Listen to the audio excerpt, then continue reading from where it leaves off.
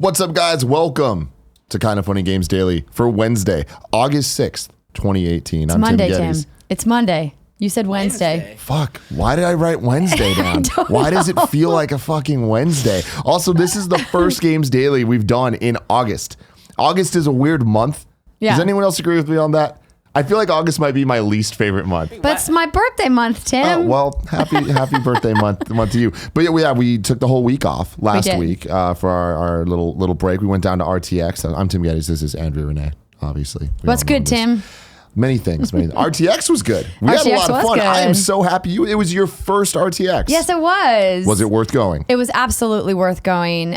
We always love the opportunity to meet the people who watch the content that we make and listen to the show, and getting to do that at the meet and greet, at the panel, and of course at the signing on Sunday was really, really cool. Yeah, we had a blast. Let's Play Live was awesome. We did another stand-up show and it was just fantastic. Everything about this might be my favorite RTX, and RTX might be my favorite convention. So it's pretty high standards there, man. We want to see everyone there next year. I just realized why I said Wednesday.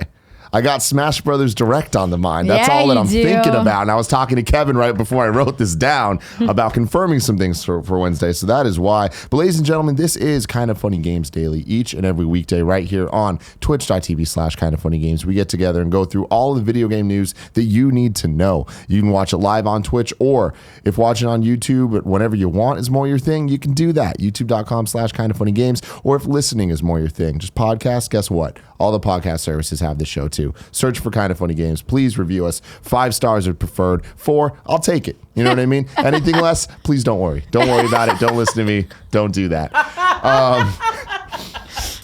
We want you to be part of the show. You can go to kindoffunny.com/KFGD to write in your questions, or if you want to correct us for things we get wrong during the show.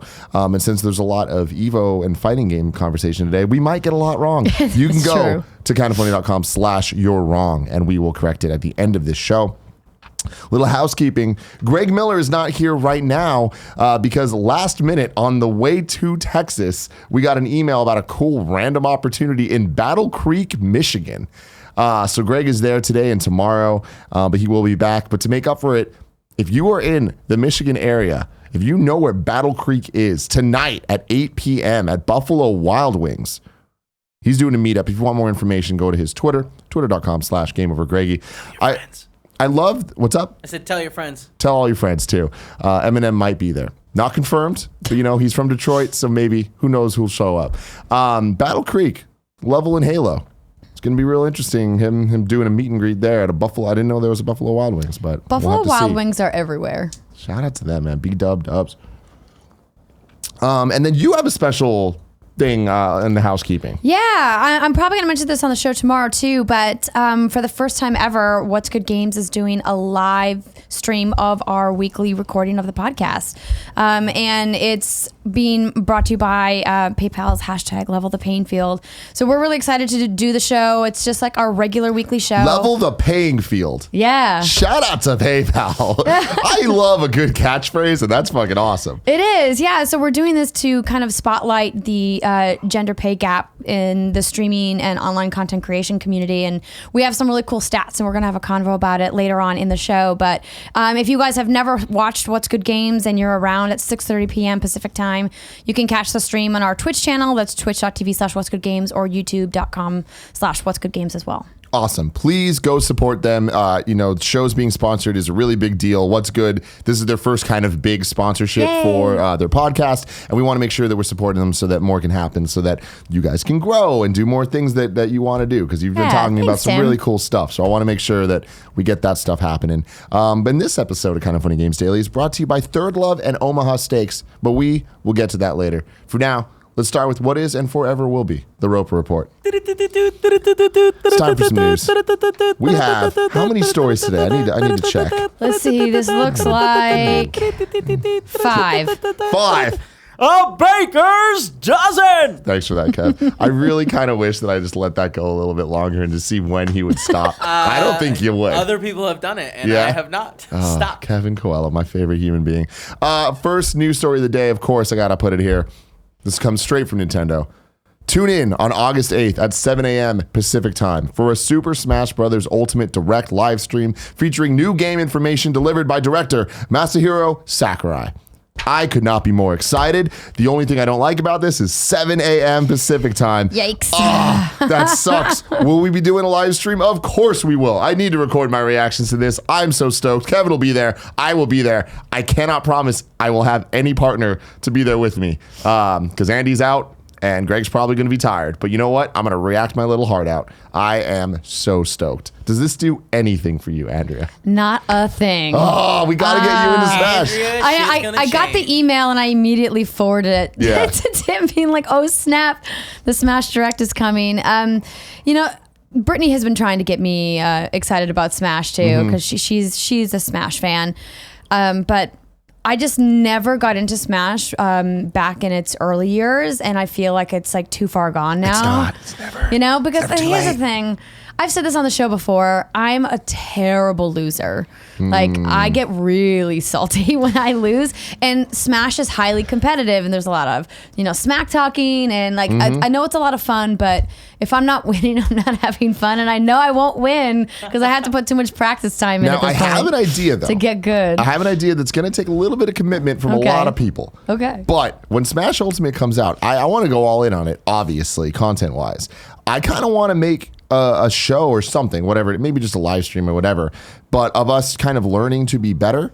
And we can divide it into two sections. Like Smash training school? Where we get, like, what, because I wanted, and I'm just pulling this out of my ass, by the way. Like, this is, like, I'm not promising anything. It's just, like, something I've been thinking about. Yeah. I want to reach out to some pro players, like real pro players, and get them over here to teach me, Nick and Greg and Kevin and Andy how to be better. And then simultaneously, I've been wanting to teach Gary Whitta how to play because he's never played and he's interested. Okay. So we can get you in that category, and we can Okay. kind of have like a, you know, more like casual competitive trying to get competitive, and then the casual trying to get them competitive. Okay. Yeah.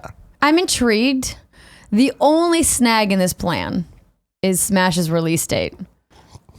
That's the only snag in this plan. You know, the thing about that, though, is it doesn't matter because we're going to be playing Smash for years to come. Of course. So I think That's it's going to true. be okay. But yeah, December 7th, kind of inopportune time content-wise. Yeah. Great time non-content-wise because I'm going to have a break to play the shit out of this game. Yeah. I cannot wait. But let's get into this. So there wasn't much information given there. Obviously, it's an announcement of the Right. stream. So we'll have a lot more information on Wednesday. But boy, did you guys write in asking Tim all the questions. A lot of questions. So Brendan Foley writes in and says, hey guys, good to have you back for Kind of Funny Games Daily. The week has dragged. Yesterday, Nintendo announced an upcoming Super Smash Ultimate themed Nintendo Direct. This got me thinking, what could they possibly announce that could warrant a whole Direct? Everyone wants Waluigi no matter how annoying, and some of the Kongs from Donkey Kong Tropical Freeze, but I fear all that we'll get is obscure no-namers from Fire Emblem and Octopath Traveler. What are your thoughts on what could be announced? Love what you guys do. First off, the obscure no-namer comment. What people need to realize about Smash Brothers is there is a breadth of characters. We're now over 60 characters. So it's like what might be an obscure no-namer to you is the biggest deal to someone else. And I know that they went a little overboard with Fire Emblem in the last one, but there's still a couple Fire Emblem characters like Lyn, for example, that would make a lot of people very happy. And then Octopath Traveler, like that'd be another thing where it's like that game is huge right now and that'd be so awesome to get him. But because they're just so new, that ain't going to happen. No. I think, let me read a couple more of the questions, then Yeah. we'll like get into it as a whole. Blue Jay says, hey KFGD crew, given the recent announcement of a new Smash Direct, I have to ask, what are your thoughts? How long do you think the presentation will be? What and how many newcomers and Echo Fighters will be announced? Thanks for all that you do. And then Chris Herrera says, dear Kind of Funny Games crew, Nintendo announced yesterday that on Wednesday they would have a Smash Brothers focused Nintendo Direct, but they have already shown us a huge amount of the game with E3 and weekly updates unless a motherfucking brand new single player campaign is about to be announced. Is this the card that Nintendo has been hiding for all those that doubted that this was a new game and not just a port? Will there be another character revealed like, I don't know, Banjo motherfucking Kazooie? What is it that would get you hyped, Tim, for this Nintendo Direct? And will there be any other big announcements as well? Love what you guys do. So here's the thing. I tried to get a couple facts together from the previous Smash games to kind of look at what this might be.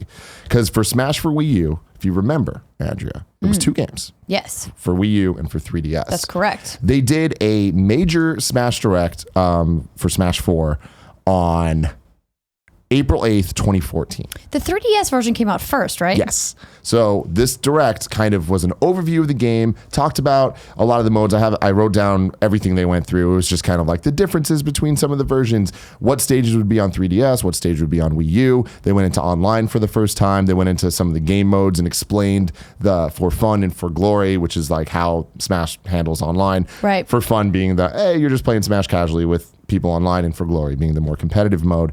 Then they went through assist trophies and Pokemon, some returning fighters. They announced a couple new ones. And then they announced Smash Run, which was the single player mode for the 3DS game. Then months later, the 3DS version came out. So that direct was 40 minutes. All right. A lot of content in there. Right.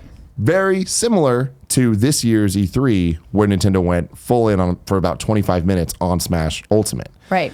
But then they did a follow-up one in October, a couple weeks before Smash came out on Wii U. So after the 3DS one had released, but before it had come out in on Wii U. And they did a direct called the Smash for Wii U 50 Fact Extravaganza, where they literally went through 50 different things of varying degrees of importance that they were announcing for the game. And that's where they dropped a lot of huge bombs, like GameCube controller support and the USB adapter thing, and that 8-player Smash was going to be a thing, and nobody saw that coming.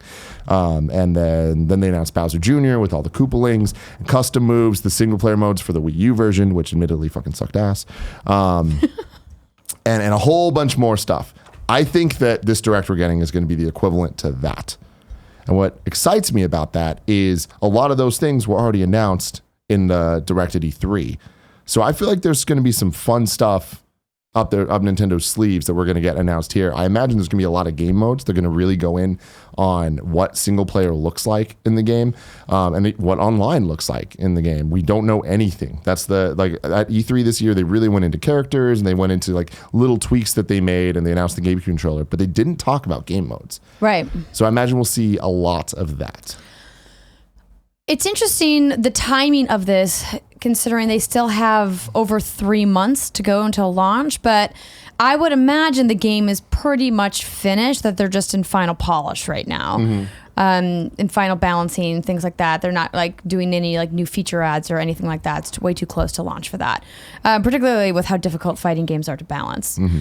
But yeah, I think this will be really exciting, and I hope because of its timing that means that Nintendo is going to bring something new playable to PAX West at the end of the month. They traditionally have a very large presence there because that's in their backyard, and I don't see why they wouldn't want to, showcase their big release for the fall. So far, with Smash Ultimate, they've only had the one demo build that they debuted at E3, and then they just have been having that playable at different tournaments, like EVO, they just had it, and at Comic-Con they had the same build. So yeah, a new build for PAX would be very interesting.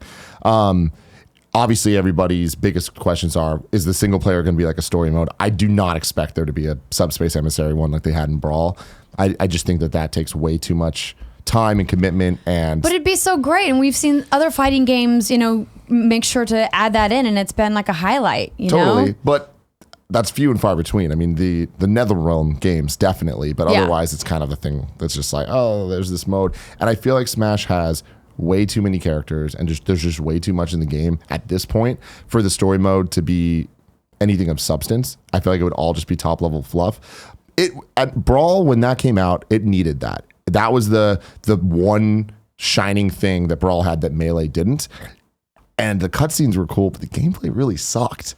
Like, the problem with taking Smash, which is a fighting game, but it's also kind of a platformer, and it's also a party game. It's also like getting a story into there is very difficult. And I would rather them focus on game modes that work for what Smash is instead of coming up with gimmicky stuff. That's why I thought that the Wii U single player mode wasn't good, because it kind of turned it into a bad version of Mario Party.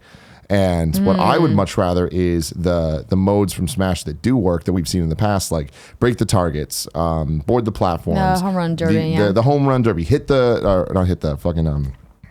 adventure mode and the event mode, which is my favorite thing, which takes classic Nintendo scenarios and like makes you do it. So it would be a battle between Link and Ganon, and it's like that makes sense, a lot more of that I think will go a long way.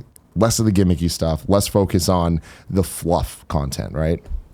But knowing them, there's going to be a lot of fluff content in this game. Well, I mean, of course there is. This is like their flagship title, for the year, and they are touting, these impressive sales numbers, and there's a lot of kids who are just getting into the Nintendo ecosystem for the first time. So maybe they do want to add some of that fluff for, a younger audience, people who've maybe never played Smash before, people like me who have been a lifelong Nintendo fan, but like have never purchased a Smash game. You were in for a treat. I think this one's going to change you. Okay. It being on the Switch, you being able to play it on planes. Game changer. I really If there think was a it's gonna single get- player where I could play by myself and get, a feel for the mechanics. I know that there's like training modes and Well, things the like thing that, is, but like the single player, there's many single player modes. There's some modes that are actually really good. Yeah. Like just classic mode is simple. It's like arcade mode in Street Fighter or whatever. And it's Right. like that. It'll get you hooked. I'm really, really excited to have you play this game. I just love your enthusiasm. Getting into the exciting stuff for this game, characters. We're going to get some character reveals here. I Yes. don't know how many. I don't know what to expect for this direct in particular. DLC was announced at the 50 fact extravaganza, and they announced, Mewtwo's coming, and they teased that there'd be more. And then Smash Wii U had, it came out, and then Mewtwo came out early the next year, and then throughout it was a year and a half of continued DLC support that even included third-party characters like Cloud and Ryu. So who and would you Bayonetta. want to see announced? Like a Mewtwo level of hype. I want them to announce that DLC is a thing for this game at this direct. I want them to kind of at least give an idea of a roadmap. Because in an ideal world for me, Smash Ultimate is essentially a platform that's going to last the rest of the Switch's life. I want them to be like, it is the ultimate Smash Bros. We're going to keep adding characters because characters are hype, and that's what people want. It'll keep people playing this game forever, right? We're hitting a saturation point with Nintendo characters where we're kind of getting a bit more obscure with Because you have who's going to be in to. the game because there's so many people in the game. I don't think the Ultimate is going to have as many newcomers as the other games have had. Every single game has added more than the last game had in terms of new characters. Well, especially if they're like all of the previous characters are going to be in this one. Like that's a lot to manage already. Totally. And I see them kind of scaling back a little bit there. And who knows when with DLC and depending on how long that goes, that might change. But when the game comes out, like retail, I don't think it's going to have as many new characters as the Wii U version did. But with the addition of Echo Fighters that they announced at E3, which is essentially clone characters, where it's like reskinned versions of similar characters that do have slightly different moves Right. and different attributes, but like they're very similar. I think we're going to see more of those than new characters maybe. And I'm kind of expecting that to even bleed into third party. So they announced Daisy as an Echo character of Peach at E3. I expect isn't the right word. I can see them adding Shadow as a Sonic Echo character and Ken as a Ryu Echo character. And that makes sense. And I can Right. see, knowing the history of Smash and the history of Sakurai, the director, and his decisions, I can see them doing that. Something to keep in mind for character announcements, because a lot of people like asking for a lot of crazy stuff, is the design Bible for this game was completed in the end of 2015. So the chances of getting characters like Springman from ARMS in the retail game, I say, are very slim. As a DLC character, I can totally see it. But we need to look at what was hot around 2015 for characters that might make it into the game, which leads me to think that Dixie Kong has a chance. Tropical Freeze was around there for the Wii U. Donkey Kong could use more representation. And they could either make it an Echo character of Diddy, but I also think Dixie has enough unique things about her that they'd make her a character. But just because the design Bible was finished doesn't mean that Nintendo couldn't pivot even as late as like 2017. True. If they wanted to really put the resources behind it. And I know that obviously like Sakurai is very particular about his production timelines and the way that he runs his team. But I mean, I have to imagine like that was 3 years ago at this point. You know what I mean? The only reason I bring that up as a point is based on the history of the other Smash games and what, like, because Sakurai is super transparent with a lot of this stuff, and he's said when the other design Bibles were done, and when you look at it, it's like, oh, They never pivoted. The exception being Sonic the Hedgehog, which was only 2 months after they wrapped their thing when they added that. So I just don't expect to see too many current That's new fair. characters. That's a fair position to take. I think that the latest character that we'll see in the game would be potentially Captain Toad. And I think he'd be a very hard character to figure out because he doesn't jump. And that's so key in Smash. But they've proven before they can figure things out for characters that have weird situations. Doesn't Link also not jump? And then I mean, Link jumps. He just, there's not a jump button, but like he still, it's not a defining characteristic of him that he does not have the ability to jump. Yeah, I mean, because like he like dodge rolls and stuff like that, right? Or dodge hops, right? But I see what you're saying. I don't think that would necessarily mean that they can't instrument something in the game, totally. right? A little condor thing can pick him up or something. But I want to ask you, the first thing that came to mind when we were talking about, announcements in this new Direct, obviously content, but their big thing with the Switch has been these, custom Joy-Cons that have been with each of their kind of tentpole games. I would love to see some kind of specialty Switch hardware for Smash. If they announce fucking GameCube Joy-Cons, and I'm not just talking color, I'm talking a different shape, that would be a game changer. Like, they would make so much money on that, and that would be such a great decision for this game. I don't see them doing it, but like, I didn't see them adding hardware to make GameCube controllers supported on Wii U, and they did. Right. So that would get me extremely excited. And that's the thing is like they do things that people don't expect. No one expected 8-player Smash, and like that's a pretty big deal, and they made it happen. Going through some other characters that I think might be there. Simon Belmont, I think, is long overdue from Castlevania, and with how close Nintendo has been working with Konami on Smash, I definitely think that he will be in the game. Some Xenoblade character, I'm not familiar enough with the franchise to know who. Based on what I was saying earlier, I don't think it'll be a Xenoblade 2 character. I think it'll be Xenoblade X from the Wii U version character. And then Geno from Super Mario RPG. He's another one of those characters that's been asked for since the Melee days. And when we've seen Little Mac get added, we've seen Ridley get added, we've seen Sonic get added. Geno's like the other one on that list. So that'd be a big pull, but I don't know. And then King K. Rool from Donkey Kong. I don't know about licensing with Rare and who actually owns him, but if Nintendo can make that work, I think that they'd want a lot of villain support in the game. So I can see them adding him. But what's really interesting here to me is the fact that this Direct is happening at 7 a.m. on 7 a.m. PT, which is perfect for Japan time. Because of that, I'm not expecting any third-party Western characters. As much as I want Crash motherfucking Bandicoot to be in this game. And to answer some guy's question, that would be my get hype moment. Crash and Smash is like, the Venn diagram is a circle of Tim Getty's hype. But I don't expect it's Crash. out on Switch now. Yep, I know. But again, the design Bible, and also there's never been a Western third-party character in Smash. And my boy Stealth on Twitter, like, me and him talk all the time, and you're just like, you need to look at things like that and to try to see where they're going. And that could all change, and I would love that. But Crash, Minecraft Steve, Rayman, all these, Banjo-Kazooie, like all these characters, I think they have a lot less of a chance of getting in than a lot of the Xenoblade character, for example, And I think that the fact that this Direct is happening to target a Japanese audience also shows like that they want them to get excited about something like a Xenoblade character that maybe Western audiences wouldn't care as much about. I'm so excited. I am so damn excited. Wednesday, 7 a.m. We'll do a live reaction. Let's see if I'm right about any of that. Second news story, some EVO results from this year's EVO Fighting Championship Series. The reports are this was a very interesting EVO. A lot of really cool things happening, a lot of upsets, a lot of like new blood in the scene, and some controversial moments, to say the least. Going through some Street Fighter V stuff. This all comes from Maddy Myers at Kotaku. If you're interested in fighting games at all, they are amazing at writing about them and kind of giving you a good recap. I always check the articles over at Kotaku. Go read through these if you want to get a good understanding of all this stuff.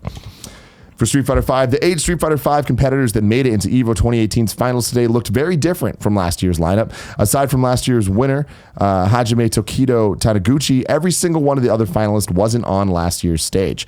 Everybody assumed Tokido would win, but EVO 2018 finals have proven assumptions to be unwise time and time again.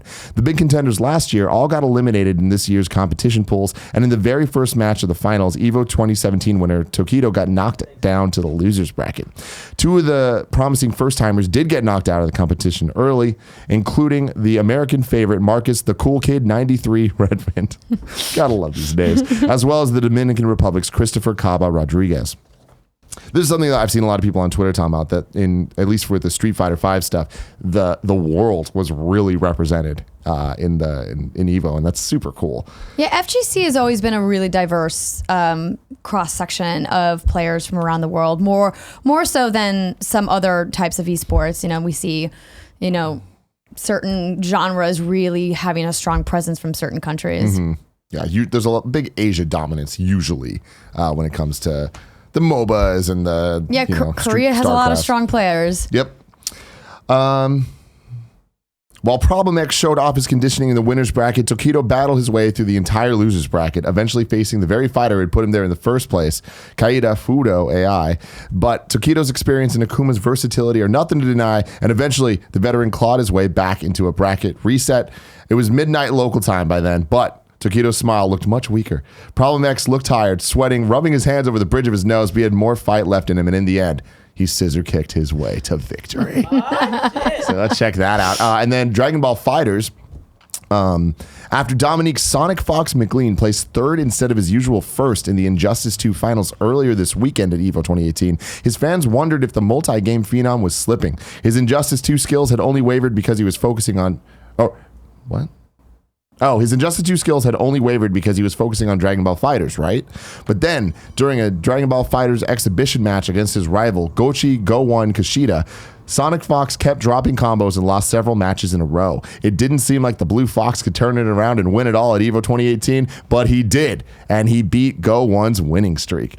This match was awesome. I watched it, and like, this dude is a performer. He wears this like Blue Fox mascot outfit, and he takes the hat off when he plays, and then whether he wins or loses, he puts it on afterwards and like celebrates. Dances? Yeah, it's awesome. Nice. A lot of showmanship there. And then the most interesting one to me, surprise, surprise, was the Smash Bros stuff. Oh, I never would have guessed. Who would have known? But check this out, Andrea. This is an interesting story that's been going on here. The Melee stuff was great as always. Melee has been such a competitive scene game for them for ever since 2001. But Smash Wii U has had its kind of ups and downs in both the fighting game community and the Smash community itself, because there's so many hardcore Melee players, right? But they've grown over the last couple of years, but there's been a big issue facing the scene, and here's where it is. Several Bayonetta players made it into the Super Smash Bros. 4 finals at EVO 2018 this year, although surprisingly, last year's EVO winner and Bayonetta player, Salem, wasn't one of them. Salem's upset last year coincided with the long-standing debate over whether Bayonetta's combo linking abilities made her an unfair opponent, and after tonight's results, that debate shows no signs of slowing down. The crowd soured on Bayonetta early on when 16-year-old Bayonetta main Captain Zack battled his way into the top 8 finals to a chorus of booing from the crowd. After wrapping up his controller, Captain Zack shot a business-like middle finger to the crowd. And like, man, again, watch this stuff. He just goes out there and is just like feeling it up. And it's like, oh, this is not a good scene at all. Yeah. The commentators noted their disapproval of the young player's behavior, but came down more strongly against the audience's booing, which would continue throughout the rest of the Smash 4 finals. During their final match, Lima died by accident, and Captain Zack flung himself off the ledge as well in a show of solidarity.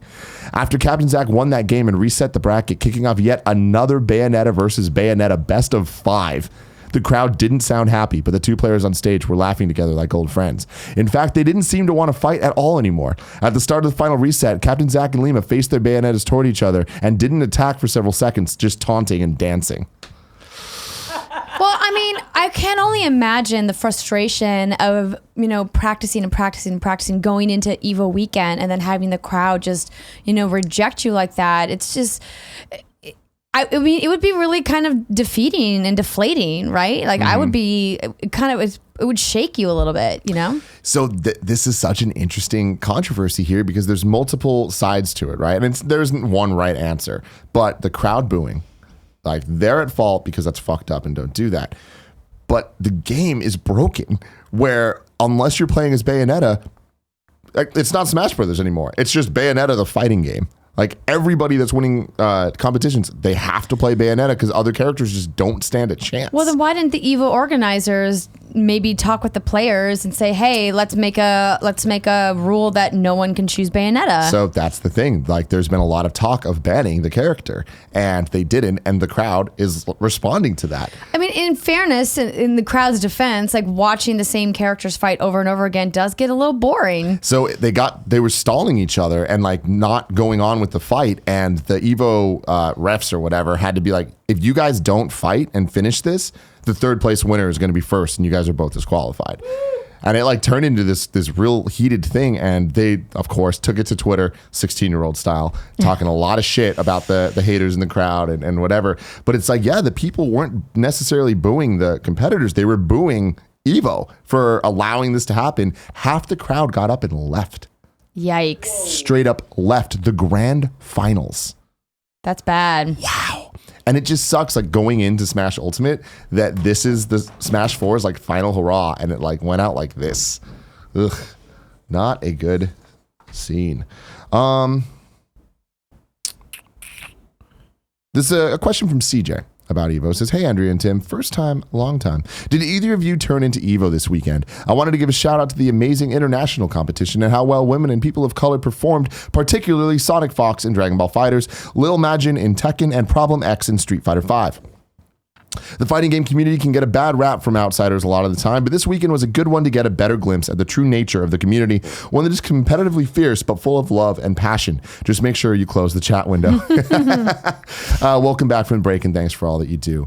I didn't watch anything in full, but I always check out the highlights. And like I said earlier, Maddy Myers over at Kotaku always does a great job of like letting me know what the must-see clips are. Kevin just knocked something over. Did you watch any? No, I mean, obviously we were both in Austin all weekend, so I didn't get to check out any of the highlights because it went on very late into the night yesterday. But I'm planning to watch. I've been to EVO. I've been to the Street Fighter finals. It's such an exciting crowd to be a part of, and the energy and the passion truly is there. And I'm glad that CJ brought this up because I mean, not wrong that FGC has a lot of stigma around it, and it's crazy because I feel like certain circles online from FGC are incredibly toxic. But when you're at EVO and you get to actually be in the community and meet the people who have traveled to come and watch like the best of the best compete, it's a whole different scene. It's a whole different vibe, and super welcoming, very friendly. I mean, you can just feel the love everybody has for these games and for the competitive scene. And I think that's what's awesome about EVO every year. It reminds people in the industry that like, this is why, FGC is important, why it's important for developers to keep supporting that genre, even though it seems like it's kind of waned in the last couple of years, really the last decade, in favor of more like shooter or action focused games. But that being said, I mean, there's both sides to it. It's unfortunate that the minority who are super toxic steal the spotlight from the people who are not. Yeah. I have never been to EVO, and it's not necessarily the type of thing that I'd be into just because like I don't understand fighting games on that level. Are you kidding me, Tim? You would love the Smash part of EVO. So here's the thing is over the last couple of years, every time I'll be at a convention around, it's usually RTX or Comic-Con, I'll see people like, "Are you going to EVO, dude? Are you going to EVO?" I'm like, "Nah, it's not really my thing." It's like, "No, dude, EVO is the biggest party convention of all time. It's like the largest Gatorade hype moment you've ever seen." And that's like over the last couple of years, I'm like, you know what? I would love this. It's all hype. It's all production. It's all just insanity. And I'm like, I want to go, but every year it's during something else that we have to do. But one day I will make it to EVO because I want to be there and see it all happen. When there's the commentators and the shoutcasters, do you hear them in the crowd? Oh yeah, definitely. Oh, awesome. Because the thing I like least about going to live sporting events is not hearing the commentators. Yeah, that's an interesting esports choice that some games make. I agree with you.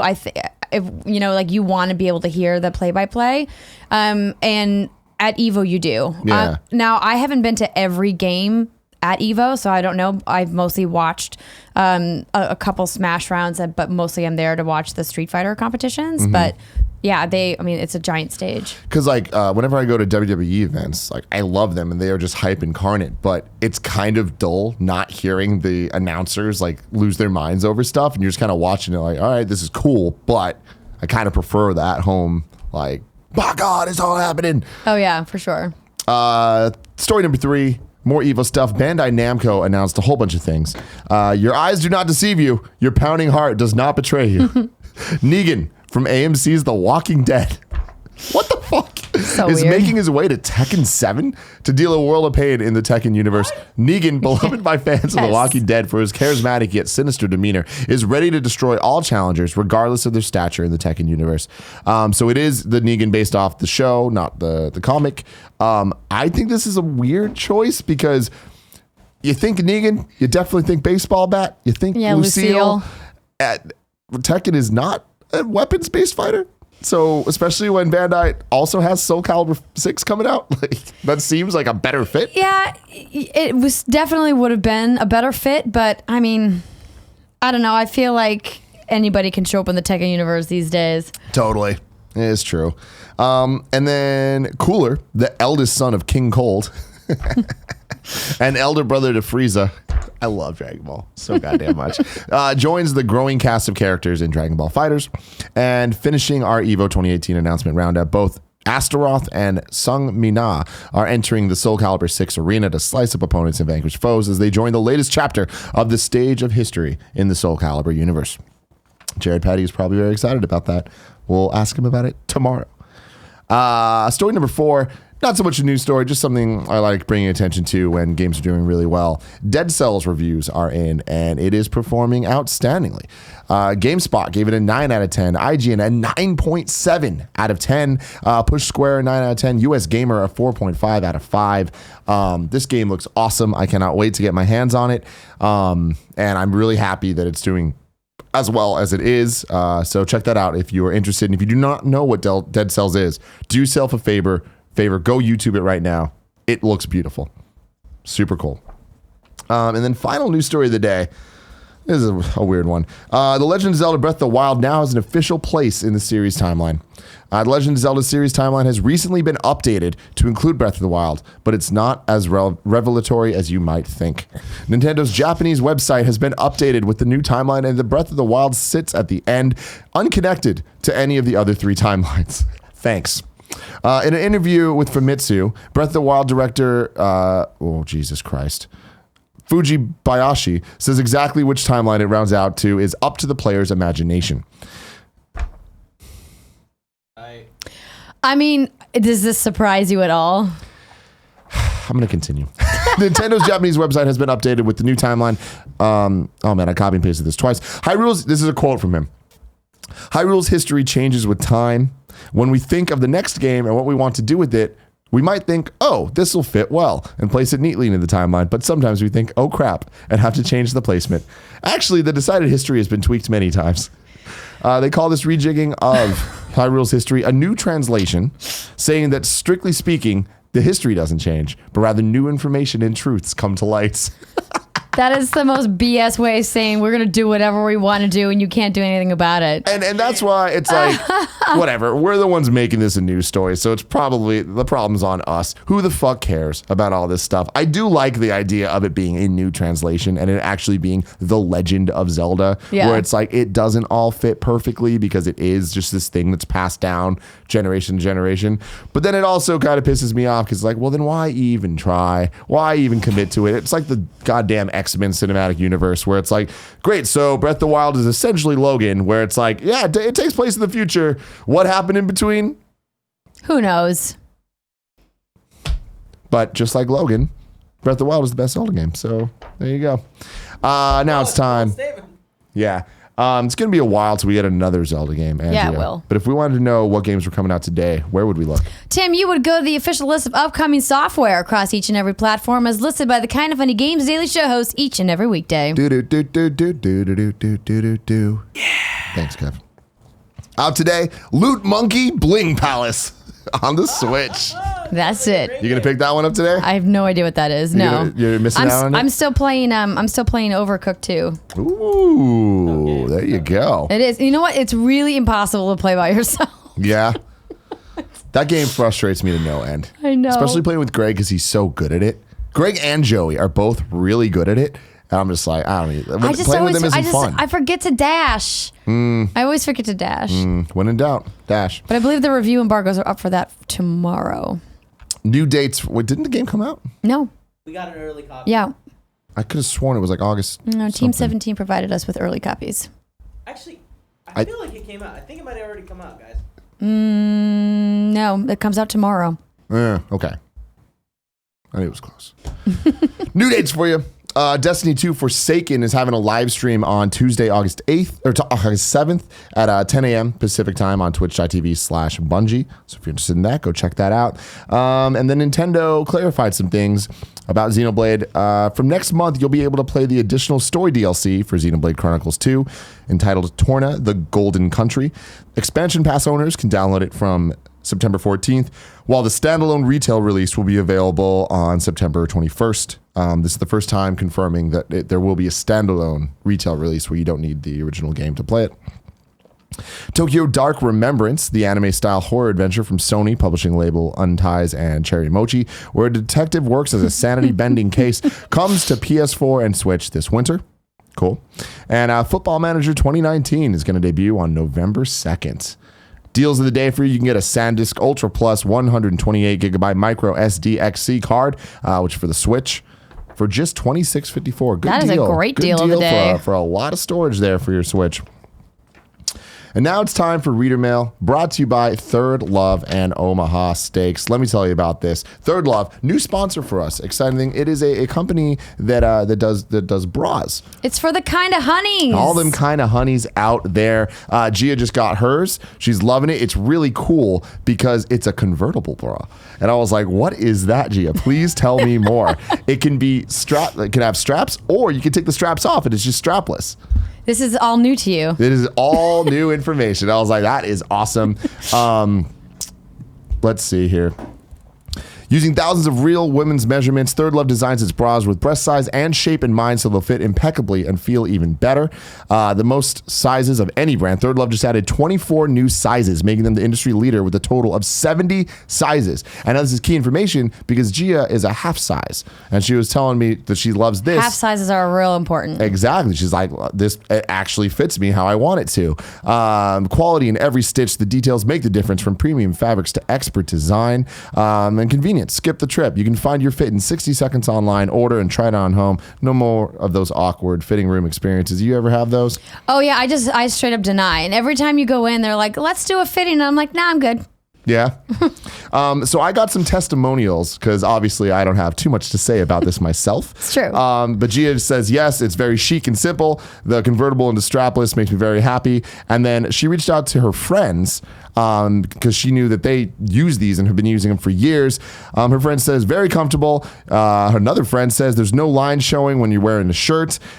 Yeah, they have very pretty ones too. That she has a basic nude one that's pretty invisible under most clothes, and she also has a lacy black one that's very sexy, and guys like it. You know, the thing about most women is they don't know how important the nude bra is to the wardrobe. Tell me more, please. As somebody who's on camera for a living, almost my entire collection are nude bras because you don't want that weird moment where you got like a colored thing showing into your shirt and then everyone's staring and then it gets awkward.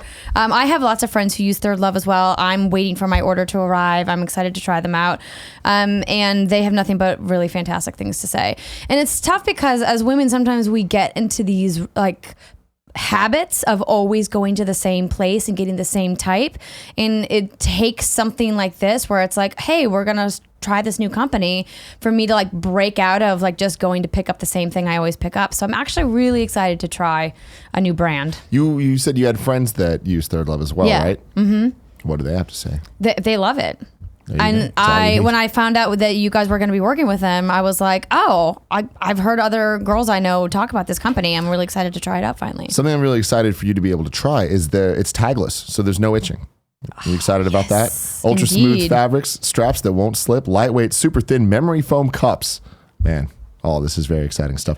Third Love knows there's no perfect bra for everyone. So right now they're offering listeners 15% off of your first order. You can go to thirdlove.com/games. That's THIRDLOVE.com/games to find your perfect fitting bra and get 15% off your first purchase. That's thirdlove.com/games for 15% off today. And guys out there, if there's a lady in your life, if you're trying to get them a present, go for it. thirdlove.com/games.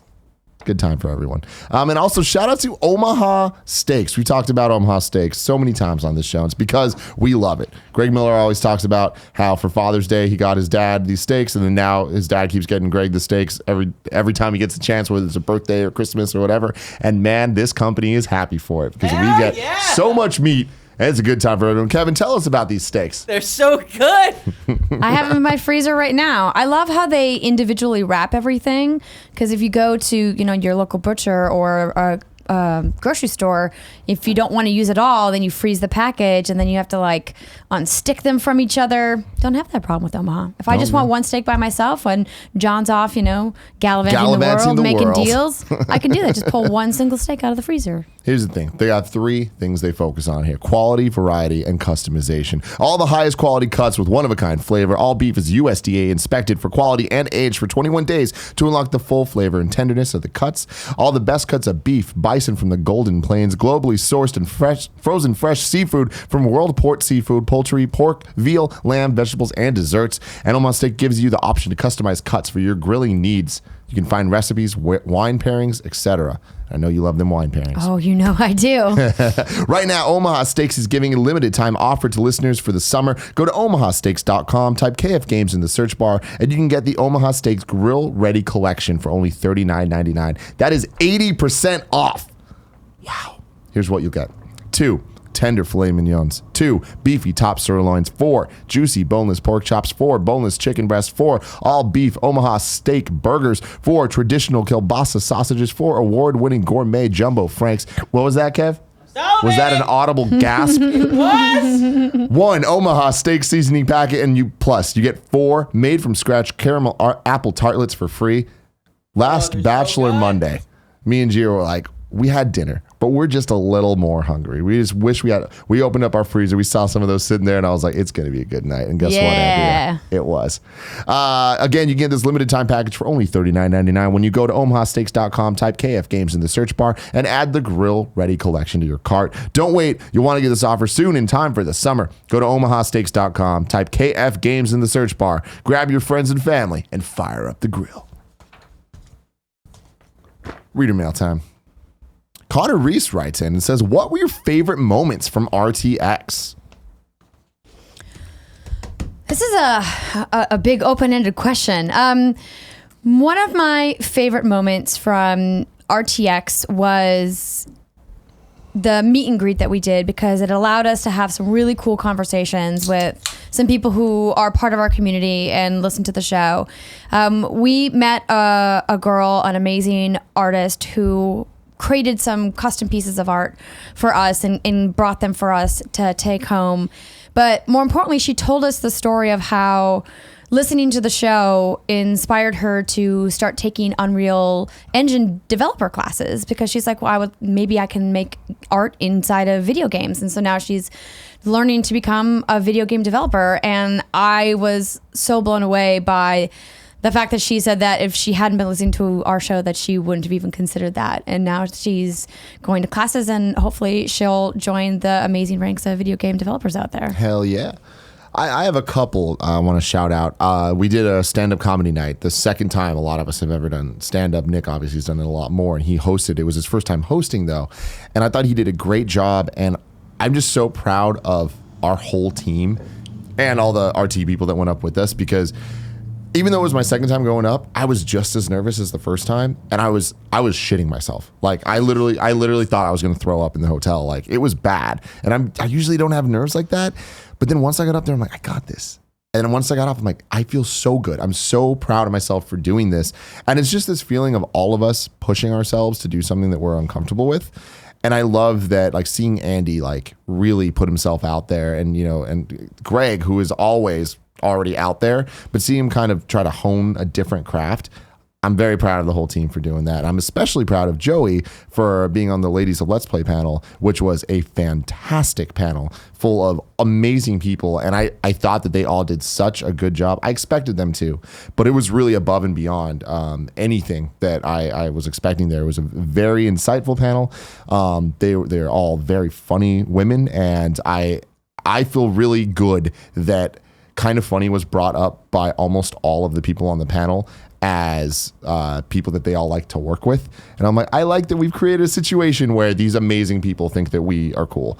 So that's awesome. And also shout out to Snowbike Mike, who once again killed the game at our panel and was so awesome. And it warmed my heart that when we did audience Q&A, one of the people were campaigning for us to hire Snowbike Mike. And I just think it's such a cool thing that the community is rallying behind someone else in the community so He's strongly. a good dude. Such a good dude. ComebackxKid says, hey, Tim and Andrea, have you done any of the Solstice of Heroes event in Destiny 2 to gear up for Forsaken? And if so, how do you feel about the event? Yes, I have. So I'm just starting to get into it with the What's Good Guardians. At first, I think I was confused about all of the content that they were doing, but the thing that I'm really most excited to dig into is going after this new power armor set.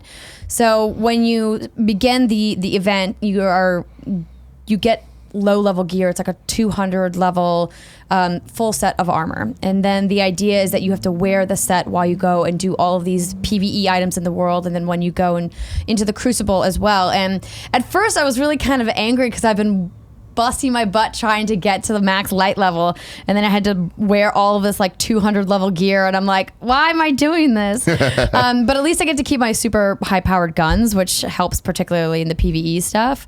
And so I'm looking forward to really exploring that and looking at my moments of triumph and really kind of jumping back into Destiny in a big way. And I've really gotten more into it over the last couple of months, but we're a month away from Forsaken now, and I've really just kind of rediscovered my love for this game. And I know that there's still plenty of people out there who are upset about things from the game. And I'm with you. I'm not trying to take that away from you. And there's still more that I want to see. So I'm looking forward to this live stream they're doing tomorrow morning to see if they're going to announce some like really, kind of finite changes to quality of life stuff.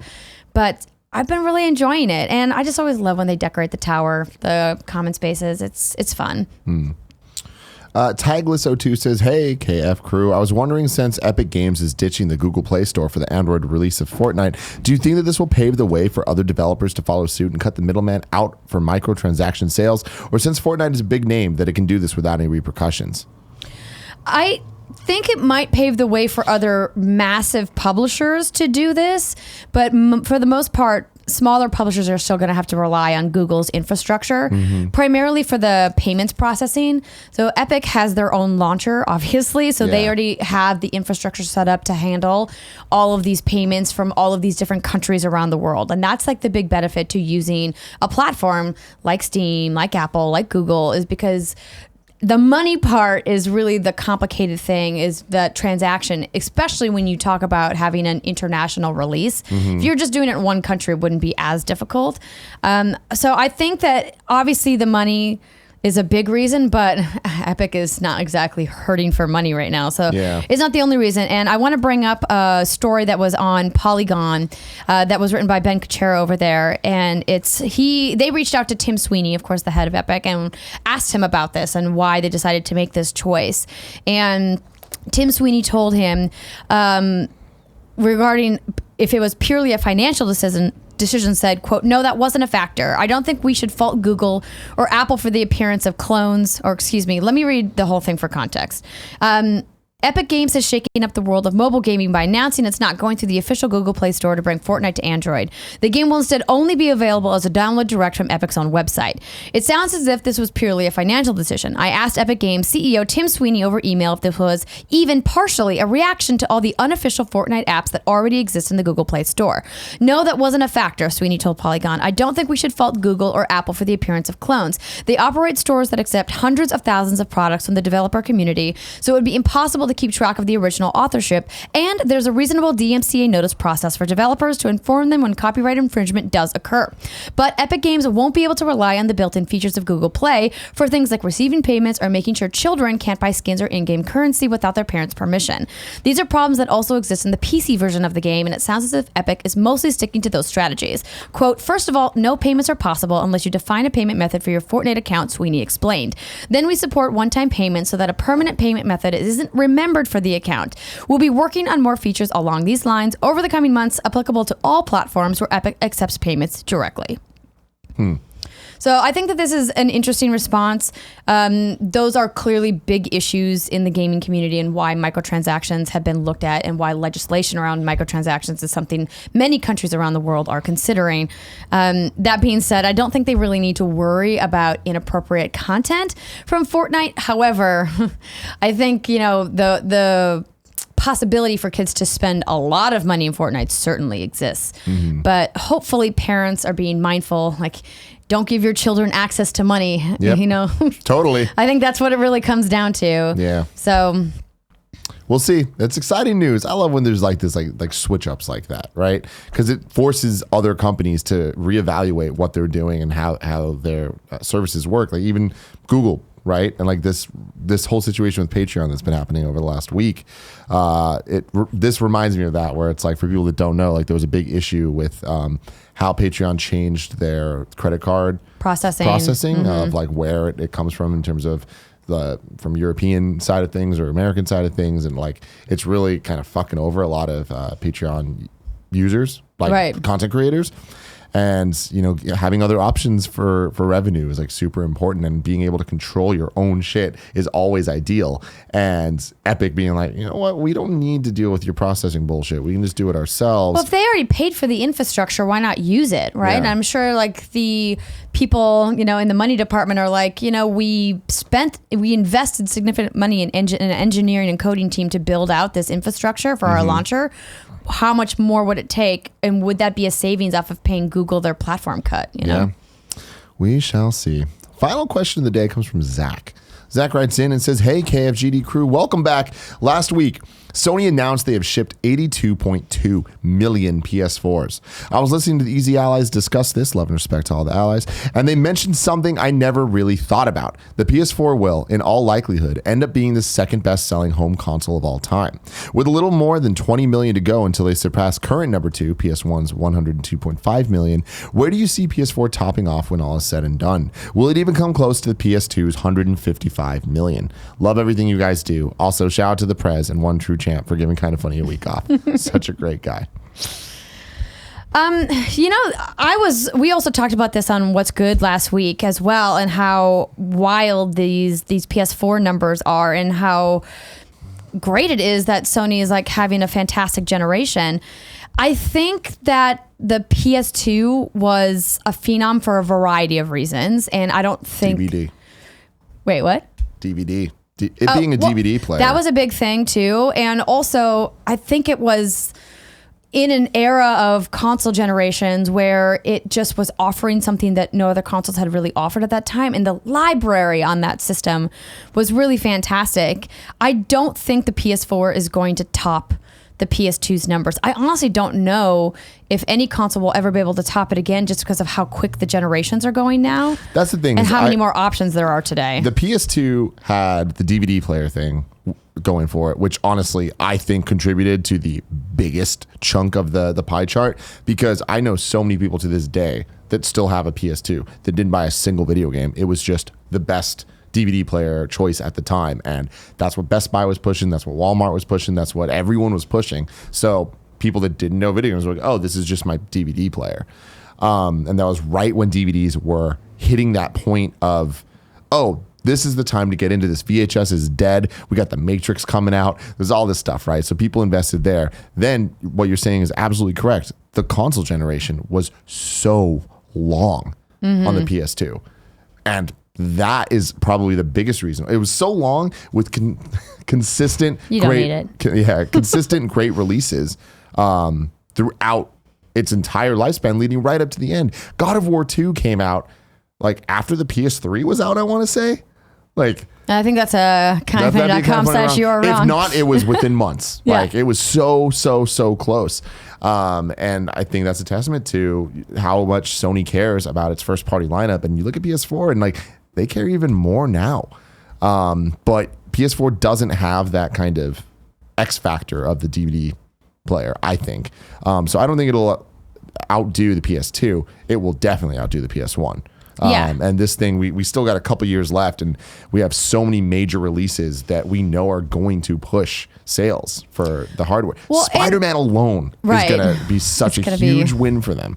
Well, and not only that, I mean, obviously everything they showed at E3 is still coming down the pipeline, but they also will continue to sell PS4 into the PS5 generation. I mean, we saw the conversions from PS3 to PS4 really kind of take the first like 2 to 3 years. I still know people who are gaming on their PS3. And I was like, why haven't you gone over to PS4 yet? You can get them, throughout the year on various sales. So I know that's what I told him. The numbers are interesting. I have no doubt they'll cross that PS3 number. So PS1, if it's the second best-selling system at 102.5, what's interesting is I was like, where's the Wii at? The Wii is right around 100 million. The Wii is at 101.63. Yeah. That is a very small gap there. Mm-hmm. And if the Wii couldn't even outdo the PS1, because like if the PS2 had DVD, the Wii had the Blue Ocean thing going for it, where it's just like everybody was playing it. So I definitely think PS4 is going to cruise past that, and that's insane because that was a phenomenon. Yeah. So if PS4 cruises past that, that means Sony has the top 3 consoles of all time. Yeah. Dope as fuck. Get it, Sony. That is insane. Now it's time to squad up. Let's do it. At Duarte C. Rosa, that is on Twitter, DuarteCrosa, says, hey guys, kind of a very different squad up. I'm visiting San Francisco from the 16th to the 20th of August, and I would love to meet someone who has done or is doing an MBA at Stanford or Berkeley, as I'm applying this year. Hit me up on Twitter if you feel like it. Much love, Duarte. Hit him up. I'm sure there's somebody out there that falls into that category. But help your boy out, Duarte C. Rosa. Now it's time for You Wrong. You can go to kindoffunny.com/You Wrong to let us know what we got wrong during the show. Andrea, how'd we do? TG Burt says, Go 1 is actually pronounced Goichi. Ichi is 1 in Japanese. Goichi. Hey Tim, says unsexiest comedian. Just to let you know, Sonic Fox isn't wearing a mascot costume for fun. He's a confident gay furry, and he identifies as a blue fox. Not to be a mascot or anything like this. It's been a point of progress, so he's celebrated when he's open about both his sexuality and his furry identification. 2018 is wild, man. 2018 is wild. I did not mean any offense, obviously, any which way. I mean, but like, do you, it's bro. still it's still showmanship for sure. Totally. I'm trying to just let's see what this is. Okay, so I'm so excited. Jorans Ignacio says, for the Smash 4 EVO Grand Finals reset, the allotted time where the 2 Bayo players were stalling was around 2.5 minutes. That's really long. While they held the neutral B special, the 2 players were also getting pseudo interviewed by the MCs of the event. A messy ending to Smash 4 at EVO, unfortunately. That sucks. Yeah. Ignacio Rojas says, Tim mentioned Rule 16 when talking about the Smash Bros. EVO drama. The rule has nothing to do with how Tim used it. Here's the link for the Urban Dictionary definition. I want Andrea to read it. Did I mention Rule 16? I don't think so. No, I'm not going to read this, You're making Ignacio. shit up, Ignacio. Is it a cool rule, though? I don't even know what it is. All right, I'll look it up and see how inappropriate it is. God, I hope it's super inappropriate. Knowing Mr. Rojas. Oh, Rule 16 states that there are no females on the internet, specifically in role-playing games and chat rooms. Expanded Rule 16 states that all internet men are men, all internet women are really men, and all internet children are policemen. That's pretty good. That's pretty good. That was pretty good. I definitely don't think I mentioned that because I don't even know what that would be in reference to, but all right. This is more EVO stuff. Let's see here. Strife E says, for weapon-based characters in Tekken 7, Yoshimitsu's obviously been a mainstay, but Noctis for Final Fantasy is also in Tekken 7 using all of his weapons from 15. Interesting. Not wrong. Ain't wrong. Never thought I'd see Noctis, Yoshimitsu, and Negan fighting. Not sure I needed to. Did we? I don't think we talked about Battle Royale, Fortnite Battle Royale being early access. Did we? No. I don't even know where that's coming from. Okay. Another one. No, this is more EVO stuff. Lord of Pwn says the PS2 was out for 6 years before the PS3 came out. Yeah, but just because the PS3 came out doesn't mean they stopped supporting the PS2. That's what our point was, is that generation was supported for, I believe, a full decade. Yeah. Before Sony stopped making PS2s and stopped making PS2 games. Mm-hmm. Someone get on me about that God of War stuff? Here's the God of War stuff. Kebab says God of War 2 was released in March 2007, 4 months after the PS3's release in Japan and the US, and the same month as in Europe. And that's right. So that's an entire year after the PS3 launch. So Tim was right. Wow, that's nuts. I didn't realize it was that long. Yeah. That's a testament, and I feel like the PS4 is going to see a similar type of situation, depending on what PS5 is with backwards compatibility. We might see. Who knows?